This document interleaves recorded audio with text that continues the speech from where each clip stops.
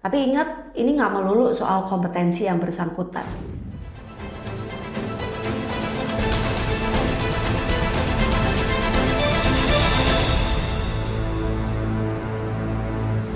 Nah, so teman-teman, sebenarnya angka KPI yang buruk itu bukan sesuatu yang absolut bahwa kinerja tim itu buruk ya, karena ada banyak hal. Seperti kita tahu, bisa jadi ini evaluasi untuk sistem di company loh, nggak melulu kompetensinya seseorang. Jangan-jangan ada sistem yang kita lagi nggak bener dan justru ketahuan lewat KPI. Atau juga bisa sebenarnya angka yang buruk itu karena sumber datanya nggak lengkap, sehingga kita nggak bisa merepresentasikan benar-benar nilai dari performance atau kinerjanya itu. Nah, artinya ketika Anda punya kendala seperti ini, ada beberapa lapis lagi, ada beberapa hal yang perlu dibenahi ya. Tapi ingat, ini nggak melulu soal kompetensi yang bersangkutan. Tapi sebenarnya ada yang saya mau bahas di sini nih. Pada saat KPI itu nggak bagus atau KPI juga bagus, pasti itu akan nempel ke emosi atau ke energi yang bersangkutan. Kalau misalnya KPI-nya bagus, orang semangat dong, seneng dong gitu. Nah, apakah kita juga sebenarnya merayakan momen itu? Apakah kita juga menyimpan energi itu sehingga mungkin nanti kalau kita lagi butuh energi tambahan, ya kita bisa recall energinya? Atau Anda sempat aware juga nggak kalau KPI-nya itu nggak bagus? Semuanya juga lagi sedih loh, semuanya juga lagi down loh, semua kayak aduh kenapa KPI nggak bagus nih.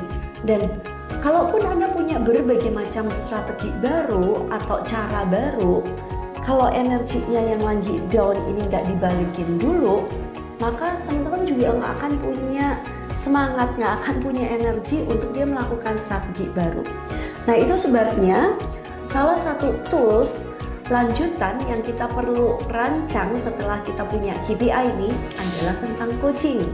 Nah, kenapa coaching? Karena coaching ini kita menciptakan coaching ini menjadi satu ruang aman yang kita bisa diskusi nih. Mau KPI-nya bagus, kita kasih semangat lebih banyak lagi, atau misalnya KPI-nya buruk, justru disitulah ruang diskusinya. Jadi pada saat coaching ini sebenarnya kita nggak melulu ngomongin strategi ya, udah nggak ngomongin strategi lagi. Barangkali juga udah nggak ngomongin soal angka lagi. Kita udah nggak ngomongin lagi kenapa kok KPI-nya nggak bagus.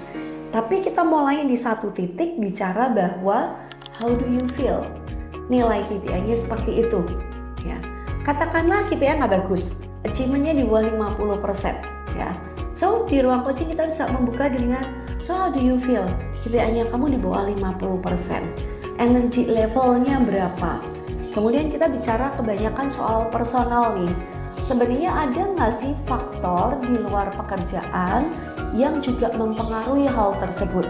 Mungkin dia punya urusan personal, ada kendala personal yang mengakibatkan bulan itu dia nggak perform, atau mungkin ada hal lain ya. Jadi sebenarnya teman-teman juga perlu bedain mana meeting lanjutan untuk KPI, mana yang jadi ruang coaching. Semoga ini jadi insight pembuka, dan kalau Anda jadi kepikir, oh ya kayaknya sih perlu belajar coaching ya, jangan ragu untuk diskusi dengan kami ya.